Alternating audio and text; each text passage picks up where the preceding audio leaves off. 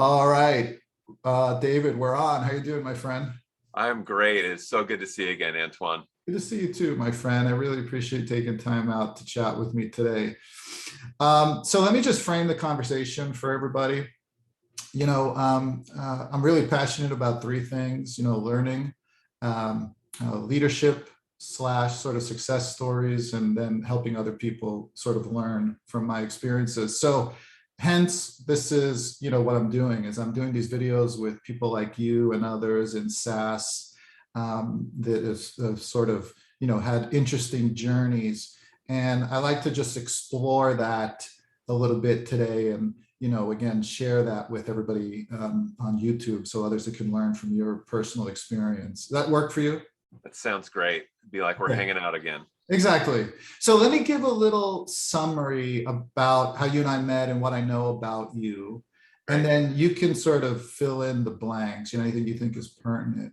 So you and I met about, I want to say 8 years ago, maybe 6 to 8 years ago. Yeah. I remember I was immediately sort of, I really liked you because of your energy and your sort of charisma and your communication style. And not everybody has what you have. Maybe it's what they call the it factor. I don't know, but it's sort of infectious in a way. Like you just are like a fun, bubbly, like happy guy. I don't know that I've actually ever seen you in a bad mood.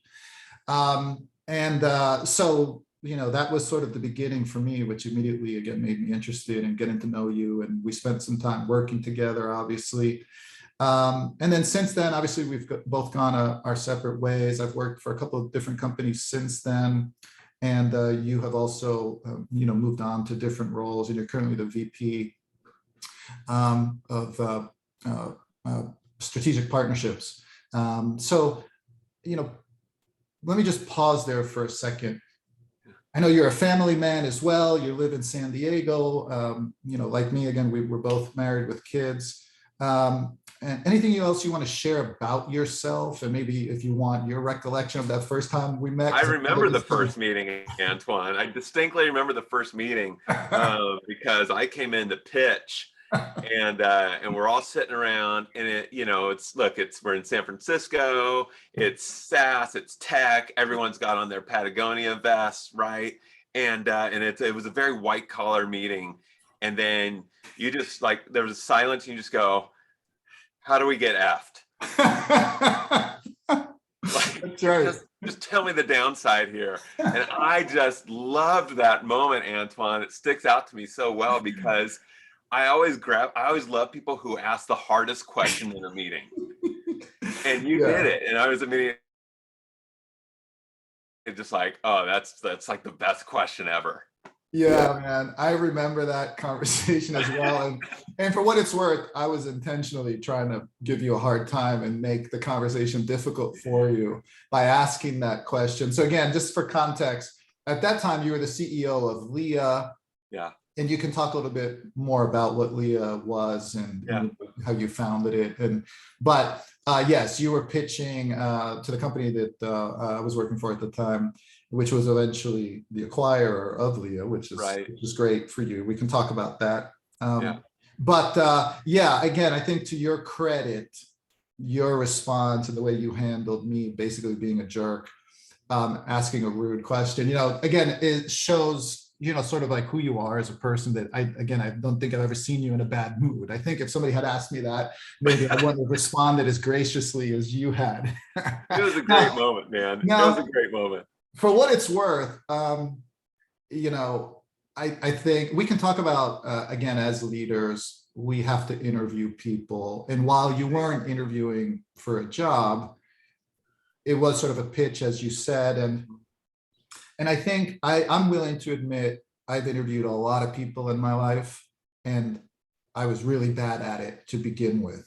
So I want to talk about that in a little bit, the art of interviewing and obviously, how that plays into just the art of the conversation, which is sort of a dying medium, in my opinion, based on technology and text messages and tweets and all that. But in any case, I don't want to get too far ahead of myself. Let me go back. So again, you're a family man, Yeah. married with children as I am. We have that in common. You live in San Diego. Right. So tell me a little bit about, again, were you born and raised there? And tell me just a little bit about your childhood, siblings, parents, because we know that that has a significant impact on who you are as an adult. It's huge. It's huge. Yeah. So I born and raised in San Diego, and fit most caricatures of a San Diegan in terms of hand me a taco and a surfboard, and I'm in a good spot. Like, just totally embrace the caricature there. Yeah. Grew up here, and had a great childhood. Right, both parents worked. And so I'd get in the summer, you get dropped off at the beach at 7:30 in the morning. You got $1.25 for lunch. You blow it on 125 penny Tootsie Rolls at the candy store, and you body surf all day and get picked up at 5:30. Like, it's great. It's just great. And so my mom was a homemaker till about 5th grade when she went back to work. I'm the youngest of 3 kids. My dad had really 3 careers over the course of his life. He was a high school English teacher, and I think he loved that the most until his eyesight gave out from reading all those dang papers. Oh, yeah. And then they moved to San Diego. He became a stockbroker for 20 years. Huh. And then after that became a family therapist for 15 years. Interesting. So really kind of interesting Renaissance man that way, that of course shaped our family and our dynamic. Yeah. In really great ways. We used to, our friends used to come over just to watch our dining room table, right? As parents, Antoine, you and I are usually trying to mitigate conflict. We're like, can we just have a nice evening? Right.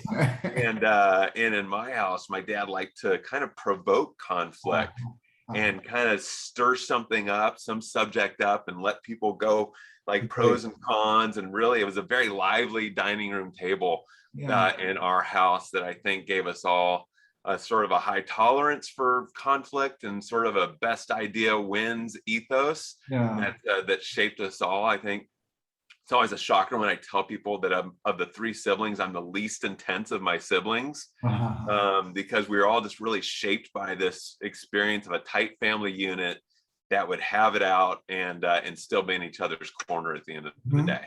Mm-hmm.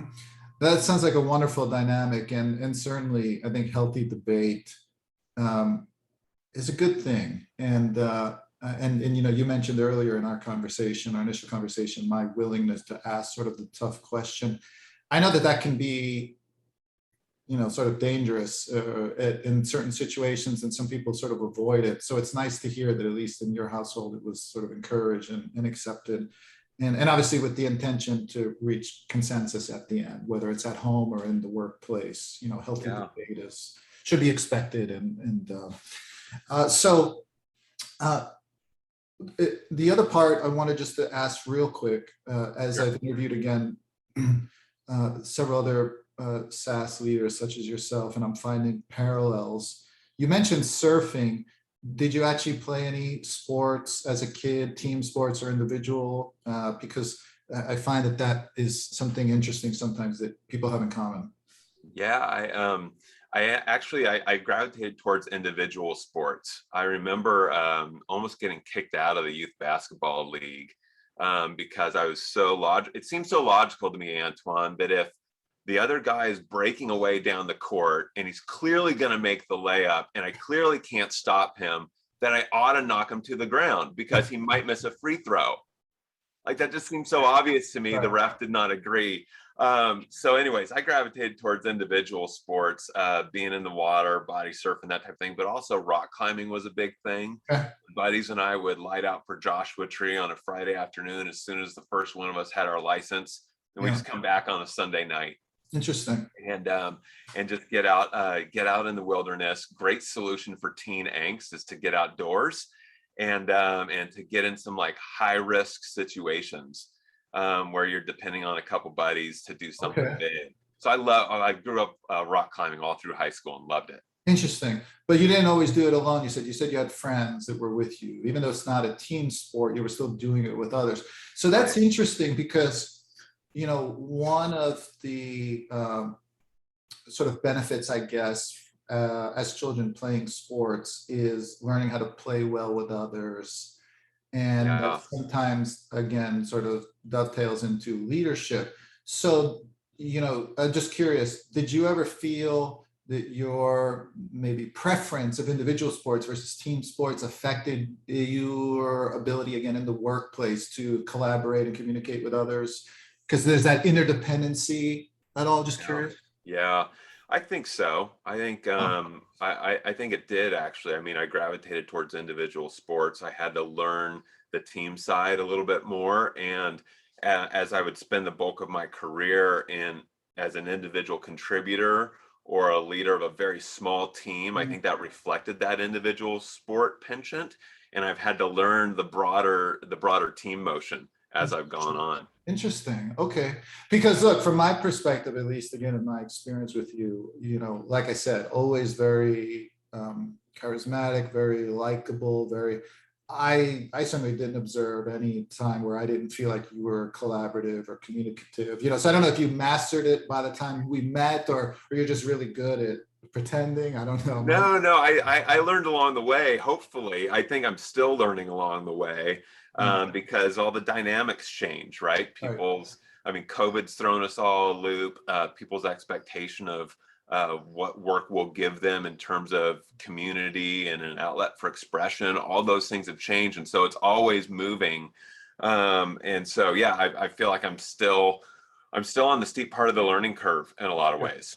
Yeah, and I guess we all are, right? I mean, I'm always the first to admit I am far from perfect, and I know far less than there is to know, obviously. And all we can do is hope to learn from our experiences and get better every day. Yeah, So last question about your folks and your home life yeah. before we move into your training. At what point in your life did you know what it was you wanted to do, and were your parents supportive of it? So, like, for example, my oldest son is 13, and I asked him this question the other day, like, what do you want to do? So I'm just wondering, do you recall having that conversation with your folks, and what was it? Yeah, I mean, we had it all the time, and I think my dad was raised by a single mom, didn't grow up with two dimes to rub together, right? And was always like, "What are you going to do? How are you going to make a living? How are you going to survive?" And anyway, I found my own path, but what was interesting was I was on a different path in university, and it just wasn't working. And I had a great professor who pulled me aside and was like, tell me about, like, what did you do when you were 4, 5, 6 years old? Like, how would you pass time? What would you do? And I remember, I'm like, I remember going door to door at 5 years old in my neighborhood with jars of dirt, and I sold it as instant mud, just add water. Uh-huh. Right. And then that worked out. People felt sorry for the kid, thought it was funny. And then I remember at Christmas Eve, I got on like the hand-me-down clothes. I'm the last sibling, and so I had plenty of hand-me-down clothes. And I had like a wagon with logs in it from a tree we'd cut down. And I walked the neighborhood looking for houses with chimneys and lights on. And I would knock on the door and sell Yule logs to be sold in the fireplace on Christmas Eve. And Uh-huh. they're just like, "Oh, this poor kid is out schlepping for money on Christmas Eve. I had to go home and scrub up and have my eggnog."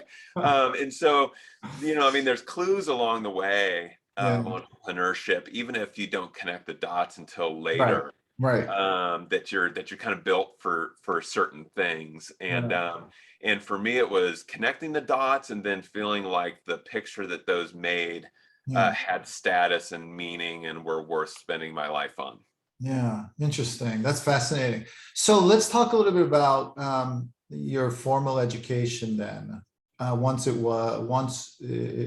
figured out what you wanted to do, I see that you have a master's in marketing from Right, Central State University. So you didn't right. go too far from home for your education.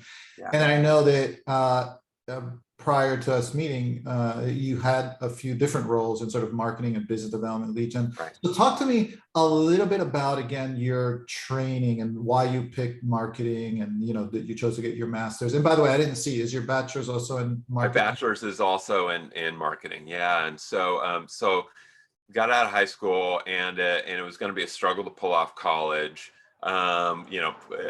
Applied for every financial aid package you can possibly imagine, and it came down to two universities. It was either Baylor or Cal Baptist University in Riverside, and the gap was smallest at Cal Baptist, and that's where I ended up, and cashed in everything, like the car fund, everything, and could afford one semester. And so went and figured out too, like I didn't want to take on debt, figured out that like they were still going to, I could get debt, I could get a lot of it, and I wouldn't have to pay any interest for 4.5 years. Right. So anyways, I got in there, I took out full loans, let it ride in the stock market, put all my loans in the market, and then I just found money once I was inside the system.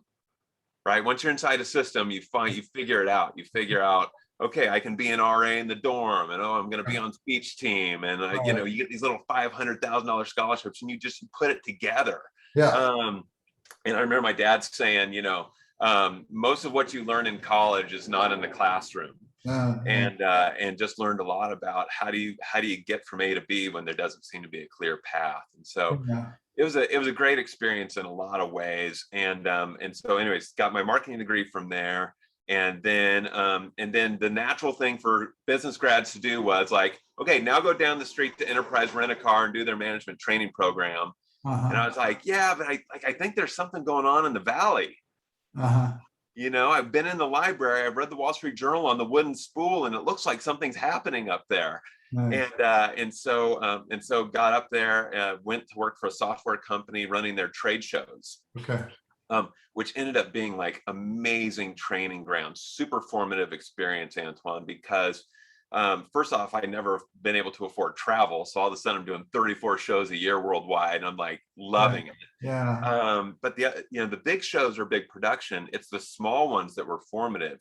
When you're in like the mid-sized ballroom at the Minneapolis Marriott with an engineer and a salesperson pitching $100,000 a seat, software, like you've got to learn. Right. And you've got to figure it out. And it's great. It's great to have the product side and the sales side, just as you live in a SaaS world now. Right. So that was a wonderful experience, wonderful start for me.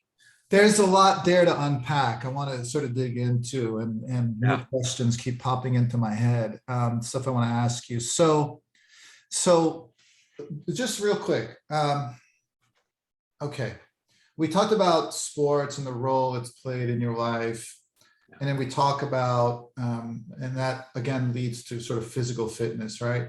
Yeah. And then we talk about your formal education and, your desire to learn and to sort of improve yourself. So that would help sort of develop our mind muscle, let's say. Now, for me, the Holy Trinity, the third aspect would sort of be spirituality. And I don't mean religion. Yeah. When I think about being in peak performance, it's about a healthy balance of mind, body, and spirit. I won't say soul, I'll say spirit. So from your perspective, can you talk to me about, what your thoughts are on that concept, and if you agree with it, and if so, how have you sort of worked to maintain peak performance in developing those areas? Yeah, no, I love the way you framed that, those three areas of peak performance, right? It's super important, and we're hobbled if we're only operating off 2 instead of 3, I think, and so everyone has some sort of component of all 3, right? It could be you're a super devout adherent to a particular religion. It could be you're like all in on Peloton, and like that's its own theology, right? And so there's lots of ways people construct it. For me, it was an arresting experience again, I told you about my experience on the basketball court. This person's going to score. I need to push them down, right? A very like binary black and white kind of view on life. And so a lot of people failed the test for me of whether they were reliable and trustworthy. And it produces a cynicism that I don't think that you've seen in me, right? That's not how you would describe me as a cynical person, I don't think. And when you don't have that third component and people let you down, like there's no redemptive track. Yeah. Like there's no way back. That's right. Yeah. And so for me, what I eventually found was that God was reliable. Mm-hmm. And so when everything else had failed, I could kind of build back up off that foundation. Yeah. And have a way to be at peace with other people, and not everybody's not on the naughty list, Right. and build a life around that. So I found God to be reliable, and to build a life off of that. And you're going to talk about purpose and your why, and how you get up in the morning and everything, and it taps back into that. It sort of ties into a really old school notion of vocation. Right? That, okay, if all of this is intentional, yes, then you're given gifts, you're placed at a certain point for the sake of progress of human history, and you have a responsibility every day to be faithful to that. And that's super animating. It is. To me. It's very exciting, and also de-risks things quite a bit from an entrepreneurial standpoint. Yeah, so I want to talk about the entrepreneurial and the fact that you founded your own company, Leah, and that it was eventually acquired. But before we go there, just real quick, before I forget, you described again your sort of satisfaction and the pleasure from getting your master's, going to university. And I know that there is quite a bit of debate, especially lately, in whether or not there is value in even a bachelor's. Right. So what are your thoughts around that argument that, hey, you don't need a bachelor, you don't need to go to university, you can still make it, which is probably true, but would you agree or disagree? What are your thoughts on that subject? I mean, that's its own interview. And I'm starting to have these thoughts more sharply. My oldest is going to turn 13 soon, and we're starting to have to really get a tight thesis on this, right? So there's a couple of schools of thought. The thing I start with is that, like, I'm responsible for my child's education, not the school, not the district, not the teacher, not a university. I am. And how do I not just enable them to have economic skills to be productive and earn their keep and do their part in society? How do I help them be a well-rounded individual and a fully formed human? And so university is, I think, a tool in that. And the best universities, I love liberal arts education. I think it's great. I think it forms more fully formed humans that are better for society. Like, fine, like go to code school and learn that. That's great. Also use your library card. Like, there's other ways to do it and be a fully formed human being. And I think, that the three-pronged approach you talked about of, like, physical health, mental health, and spiritual health. We're not just like economic production machines. Right. Yeah. We're humans. That's right. And there's a really rich life to be led. Yeah. And there's a history of humanity and literature and science and exploration to tap into and inherit and build on, that needs to be given to people. Yeah. Whether that happens, listen, liberal arts universities need to do their part and supply that. Yeah. But I think that's the end goal. Use university or not, but I think the end goal is a fully formed human. I agree with you 100%, and I'm really glad you sort of brought that up, because obviously I think, look, we all need money, right? We need money to buy things and to provide for our families, but that's not why we get out of bed in the morning. So I'm a fan of Simon Sinek, and he talks about starting with why. And I think one of what you spoke to is, and again, I think what's shared with successful people such as yourself is that, money isn't why you get out of bed. There's something else that as your calling that you want to do. So do you want to just sort of define that a bit more? Like, what's your why? Why are you getting out of bed in the morning? Yeah. And you're right. Like, we all do need money to live. There's easier ways to make money than what most of us have chosen, right? I mean, at a generic level, right, I like to make money doing great work with people I admire. Right. So, like, that's a good day. But to get back to what we talked about earlier, like, I do resonate with that notion of vocation, right? That work has dignity and worth that is separate from its economic output. Right. And so again, like, I've been given gifts, placed at a point in the human story, and how do I be faithful to that? And so that's motivating to me. And we touched on gratitude, just briefly, I think in the beginning, maybe it was even in our pre-talk, like if you're not grateful, you're not reading a newspaper or reading a history book. That's right. And so I remember when I turned 40, and I remember thinking, wow, like this was the highest draft age in World War II. Uh-huh. I'm one of the few men in human history to not go off to war in my lifetime. Yeah. And just things like that. It's like, wow, what do I owe back to humanity for this like privilege in our story? Yeah. So that's just really motivating to me. I feel a ticking clock in the back of my head because of that, like an urgency to make good on all I've been given. Yeah, that's an interesting perspective. And it leads me to a question that I want to ask before we go into your entrepreneurial spirit. And again, starting your company, something I just wanted to touch upon because you brought it up. So I think you and I are maybe around the same age, and we obviously have different perspective. For example, what you just mentioned, being grateful for the fact that we've never had to gone off to war. Now, in leadership, I've led diverse people, diverse age groups, and some of the younger generation, which is often referred to as sort of the millennials, bring very different life experiences growing up with technology, iPads.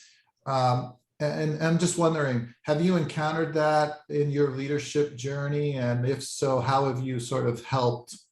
How do you change your leadership style to adapt to the different sort of life experience and perspectives of millennials versus individuals maybe around the same age as you and I? Yeah, I've been so impressed by the millennials that I've worked with and led. I think they've gotten a bad rap, quite honestly. I think they were told, here's the system, here's how it works, check the boxes, and you'll succeed. And then halfway through, the script got changed on them, be it the financial crash, housing crash, COVID in some ways. The millennials I've worked with are I almost need to encourage them to like shut their computer off, frankly. So the folks I've encountered, it hasn't been a super the character of a millennial, this like super entitled, not putting in the full day's work. They're going to go to their barista class at 3:30 or whatever the caricature is. I've actually encountered a bunch of really hardworking people that I'm like, hey, you need to have a big life outside of work too. If you got hit by a bus, we'd all be sad, and then we put out a job wreck tomorrow. Right. So like, have a big life outside of work too. Yeah, I love that advice, by the way, and I appreciate your perspective, because you're right. I do think that millennials, to a certain degree, have gotten a sort of a bad rap. And yes, I do share your belief in a very healthy work-life balance. I'm not a believer of working more hours. I'm a believer of working smarter. And, I've often said, all I ask of people is give me 100% of your effort for 8 hours a day. And in the remaining hours of the day, you can do whatever the hell it is you want to do. That's your time. I won't infringe on your time, but I'm definitely a supporter of rest, recreation, and again, exploring the other parts of your life, so that when you are sort of quote unquote on the clock, you can give 100% of your effort. And studies have certainly shown that there's a diminishing return to more hours. Yeah. Productivity actually starts to go down if you push people too far. And I think it's incumbent upon leadership to demonstrate that. That's right. Because we can say it, but we're also telling them to hit deadlines. Good point. And so what I've done a couple things with my team a few times. So the security software on all our computers, it sends a notice, it sends an email if your computer's been shut down for 24 hours. Right. Yeah. And I'll say, hey, in our Monday morning stand up, I want everyone to show me their email. Good. And then I've said, listen, my phone, it's going to be powered down from 7 at night to 7 in the morning. And it's going to be powered down from dinner on Saturday to dinner on Sunday. And so if you want to get a hold of me, here's my wife's cell phone number. And if your issue rises to the level that you're going to text 911 to your boss's spouse on the weekend, you should do it. Yeah. But in the meantime, like, shut it down. Yeah. And it's hard for us to do, right? I mean, again, because we live in this connected world. We're always on the clock. We have our computers in our pockets with our phones. That's a whole other subject that we might save for another conversation. But suffice to say, there is a downside to technology. In a lot of ways, obviously, it's brought us closer together, but in other ways, it's pushing us over. Yeah, it's great. You just got to keep it in its place, right? And again, the point is with the team is they're not going to believe your words unless you're doing it. That's right. Yeah, good point. And we can potentially explore that a bit because you're right. It's not enough to tell people, or give people advice. You have to demonstrate it through your actions. And that's something that not every leader is willing or able to do. And we can talk about that perhaps a little bit later, but I don't want to miss the opportunity again to explore your entrepreneurial spirit. Again, you out of college and you had a couple of jobs, but then at some point you decided to start your own company, a company called Leah, which was eventually acquired. And obviously there's two potential outcomes when you start a company or you work for a startup. It's either acquisition or IPO. In your case, you had an acquisition, which is wonderful. So talk to me a little bit about your decision to leave again a company and start your own and eventually, get acquired. Can you just talk to me a little bit about that? Yeah, sure. I ran my course in my first stint in Silicon Valley, worked for the software company I mentioned earlier, and then another one, and then the Valley crashed. And it goes through its cycles, as you and I well know. Yeah. And came back to San Diego, got my master's degree, popped out of the master's degree program, and just heard crickets, right? Like San Diego's grown up a lot as a business town. But at the time it was not, it was a Navy tourism town with the bubbling up of some software. And so I hired myself because I couldn't find someone to hire me for the job I wanted, and ran a consultancy for a number of years. I had some interesting experiences doing that. Qualcomm is where you go if you want a big contract here in San Diego. And I think the biggest inflection point in all that was 2009 during the housing crisis, right? Today we've got the Dow at 30,000. In March of 2009, the Dow was at 7,000. Incredible, yeah. And so Dow's at 7,000. My firstborn is 3 months old. I'm in a house I bought at the peak on 100% mortgage, and business was flat, like it was dead. Yeah. And so you got to decide what you're going to do at that point. And so I leveraged the relationship at Qualcomm, opened a billet for a $4,000 trade show brochure design project, with the intention that I would never finish the project and issue the PO. And I used that project to have the pass to walk into Qualcomm. It gave me a badge into Qualcomm.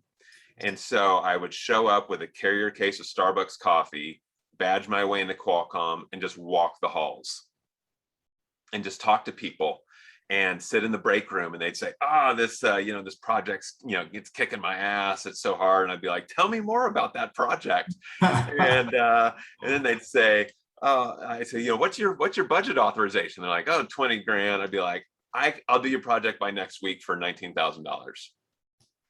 And like, that's how we got through the recession, is just doing that. And so ended up building a great practice inside Qualcomm, and then saw enough of their problems, enough of the things they were trying to do. They had thousands of people around the world that they had to equip for sales and customer facing conversations with intellectual property sensitive content.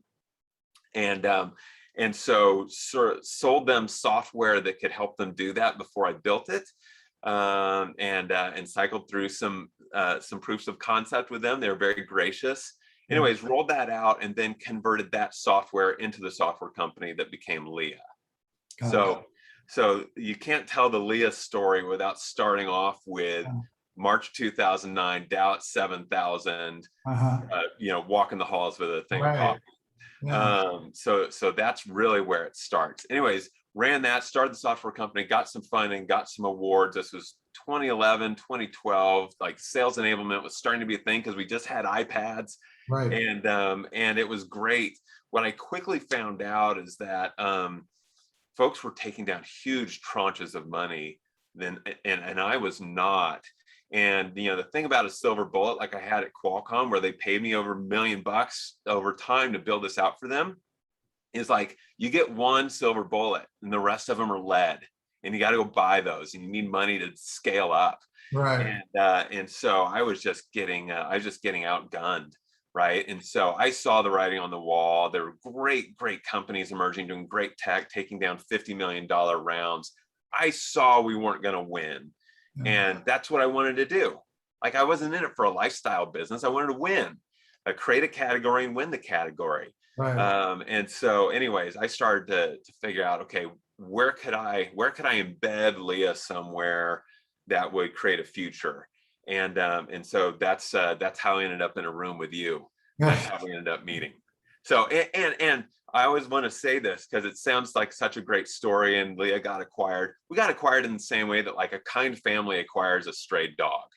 Right? Like no one should be super excited about this. I don't need wealth managers calling me. It was a tuck in that was really nice to have happen. And Yeah. you said, look, you get acquired or you IPO. There's a third option there, Antoine. The third Yeah. option is like you just sneak out of your lease at midnight and pretend that never happened. So nonetheless, it was a great experience. And in total, I spent 15 years on my own, running my own businesses before I moved into another company. You're right.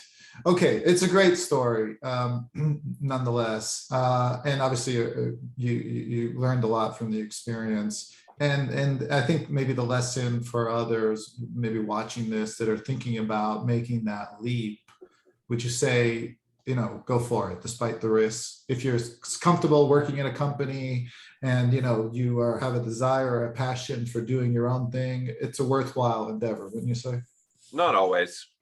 Oh, really? Okay. Why not? Not always. I look back at some of the risks I took at the life stage of my family, and I feel somewhat irresponsible Interesting. for the times that I did that. Scott Galloway has a great line. He says, "Follow your passion" is advice from people who are already rich.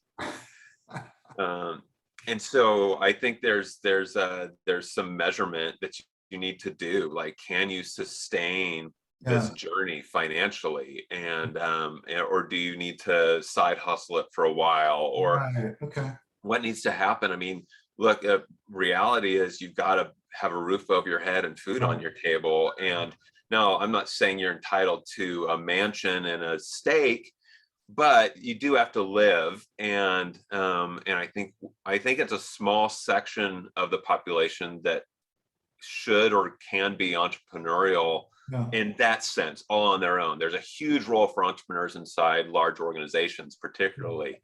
But this whole this kind of modern white collar hero's journey of striking out on your own, it's not for everybody, and you should really take a measure before you do it. It's good advice. And if I understand you correctly, what I take from what you said is, obviously, we have to keep things in perspective, and our risk tolerance changes depending on where we are at in our lives. So if I understood you correctly, and correct me if I'm wrong, as a young man in my early 20s with no wife or children or mortgage, I probably should be more willing to take bigger risks because again, it won't necessarily hurt anybody other than myself, as opposed to now, as someone who has a wife and 2 children and a mortgage, I probably want to be a little bit more risk averse. Is that what you mean? Factor that in? I think that's a good way to scenario out the advice, right? Is consider the totality of what you're doing, because it is hard. The odds are against you. TechCrunch does not run articles on the hundreds of companies that shut down every day, and consider the cost before you start building.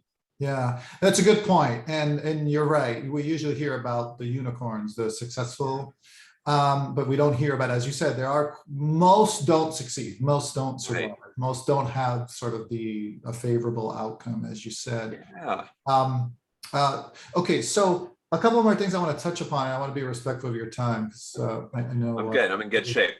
good.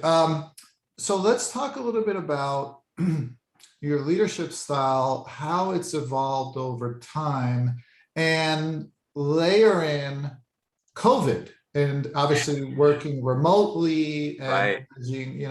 so talk to me a little bit about what your leadership style is now versus what it used to be and how it's evolved over time first, and then we'll talk about COVID specifically. Yeah. Yeah. Such an interesting conversation. I think in the beginning, my leadership style was just outwork everybody. Hmm. And that was, early on in my career, just work, work, work, and let that speak for itself. And then when I owned my own businesses, I think I over-indexed on command and control, if I'm honestly reflecting on that period of time. And I mentioned how I did that for 15 years, and then the company was acquired, and I went to work for someone. It was a fascinating transition for me, Antoine, because suddenly I had to learn how to persuade an organization whose paychecks I didn't sign. Mm-hmm. And so that became a new mode where I just learned a ton about persuasion, and then having real opportunities that can give leverage to the business that drives excitement and energy and resourcing that you need. And I started off totally focused on the partnership area, which is always going to be a ligament instead of a major muscle group. And so you need to bring the rest of the organization along with you in that. So I think leadership style wise, it's transitioned a lot. Hopefully gets healthier and better. Yeah. I think to like define it down though, one of my favorite descriptions of leadership is like, leaders describe reality and then give hope. Mm-hmm. Like, let's not, I think it was Colin Powell who said that, describe reality and then give hope. Like, don't some leaders just pump people up, and there's a role for that, but I think there's a lot of power in saying, here's reality, right? Here's what our product numbers are really telling us. Yeah. Here's what our NPS scores are really telling. Like, be honest. And that reality sort of begets credibility, and it sets out a common set of definitions. Everyone's seeing things the same way. And then you can start to lay out a hope of getting to where you need to get to. So that's probably the best description of my style now. Interesting. So what are your thoughts regarding, again, COVID, and obviously the major curveball the world was thrown, and having to adapt, not just obviously from a personal perspective, but from a work perspective. It's been, almost 2 years. So, Yeah. well, 6 months, I guess, from now will be 2 years. But nonetheless, it's been a while. We've been working from home, and obviously that presents its challenges, not just for running organizations, but again, leading people. How have you adapted your style? What are some of the challenges you faced, and how did you overcome them? Yeah. Well, it's been hard, and I've made a lot of missteps. Yeah. And I feel like I'm again on the steep part of the learning curve, like a lot of us are, as we try to lead through COVID. I think that one of the things I'm trying to keep in mind is, how can I be extra compassionate with people and still be ruthless with ideas? Like, it's an interesting tension there, because we need to be extra compassionate with people. It's hard, right? Like, listen, we got to work from home, transition to Zoom. I had people who could help with our kids. Everything was we didn't get sick. Yeah. And it was still super hard. Right. And so we've got to be extra compassionate for people, especially as folks interpret COVID differently and how to live alongside COVID. Like, everyone's got a different way of doing that right now. And you're kind of not allowed to push back on that. You kind of need to just take it at face value and adjust. And so it's like, how can I be compassionate with people, but still be ruthless with ideas, right? So we're still a business. We still need good ideas. And we still need to, like, if something's not a good idea, we need to call it out. Otherwise, like the health of the organization and the business doesn't succeed. And so to really try and separate out the idea from the person and give permission for that kind of childhood dinner table discussion that I used to have, it has been something I've tried to keep in mind. That being said, my team, an amazing, excellent team. I feel so like privileged to work with them. Again, I like to work with people I admire, and I admire my team. We all do very good relational hygiene. I think we brush and floss, right, and make sure that we're trying to keep short accounts with each other. You still got to go in for a check-in every once in a while to the dentist and scrape the plaque below the gum line. And so, we finally got together about a month ago, some of the leaders on my team, and we just sat in like spaced out chairs on the beach and said stuff that you can only say in person. And it was really like healthy, and there was no malice, and people didn't get defensive. And I was just proud of the team for doing that. So so that's kind of how we're trying to see it through. Have compassion with people, ruthless with idea, do relational hygiene. I love that, compassion, but still be ruthless. And that's a delicate balance to strike, right? Most people aren't able to do that. I know that I certainly wasn't early in my career and leadership career as well, and still takes effort for me at sometimes, although that's my goal anyway. So, and certainly being ruthless in a way where you're sensitive to others' feelings and respectful. I've always said the way that you say something has a significant impact on how they will receive what it is that you're saying. So are you saying it because you want to hurt them, or are you saying it because you want to help them? And if or you're jockeying for position or something, right? And fortunately, I offer up enough ideas that have holes in them that they get a chance to turn the hose back on me with some frequency, which is good. And it sounds like you've created a culture of trust where they're able to do that without fear of any negative repercussions, because sometimes it is risky to push back and poke holes, and it could lead to, negative repercussions. So in your case, it sounds like you've created this culture where that's not an issue, which is great. I actually would place the credit for that culture back on the team who has worked to make us healthier and trust each other. I think, when I say, I have a high tolerance for conflict, like the photo negative of that is that I don't have natural empathy for other people's lack of a tolerance for conflict. Right. And so my team has reflected back on me like, hey, when you piled on this idea, it did come across as being a jerk. Right. And so like, thankfully they told me.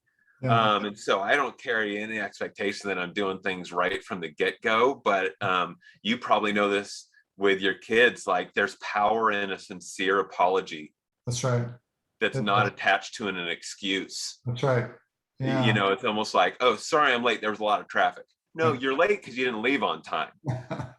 And so just like, oh yeah, you're right. Like I was unfair in that situation. I apologize. And so to the degree there's a lot of trust on the team, I give credit to the team for saying, hey, this is diminishing trust and we need to do XYZ. So there's mutual accountability and ownership, which is other great sort of values next to compassion. So last question, and then I'll let you go. What's next for David Warren? I mean, you've accomplished so many great things. And again, I think you have these core qualities and attributes that aren't easily learned. I mean, from my perspective, sort of the sky's the limit for David Warren, but what are you thinking about? What's next for you? Yeah, I'm super energized in my role at Prezi, just professionally, and they've managed me well, I think, in terms of saying, here's someone who's entrepreneurial and let's give them something new to do every 6 months, then go figure it out. And so I'm very energized, not just by the opportunity, right? Of like, someone's always going to join a meeting remotely. From here on out. And people complain about Zoom fatigue or meeting fatigue. and then they reward themselves at the end of the day by watching Netflix on a screen for 2 hours. And so I'm just really interested by how can we make this experience engaging and valuable and change how we work. And so I think we've got a big long tail opportunity in front of us. I'm very energized by that professionally. And then I want to make sure that I think the hat trick for guys our age, Antoine, is we're having our peak career years while we have our final years with our kids in the house. Yeah. Yeah. And that's an interesting tension. And how do I take full advantage of that? I can't get that back. And then once the kids are gone, how do I make sure that like my wife and I know each other's names at the end of it? And again, just be super faithful with this amazing opportunity in front of us, right? I think I can't necessarily control outcomes, but I can control my own faithfulness. Yeah. I love that. David, this has been wonderful. I really learned a lot about you, and it just sort of reinforces, why I think you're just a likable person and a great guy to be around, not just professionally, but also personally. So again, I want to thank you, and anybody out there watching this, I encourage you to connect with David. If you ever get the chance to have a beer with him, I promise you won't regret it. He's a great guy. David, thank you, my friend. I appreciate it. I wish you Thanks much for the opportunity, continued Antoine. success. Cheers, So fun to spend time with you. Bye. Yes.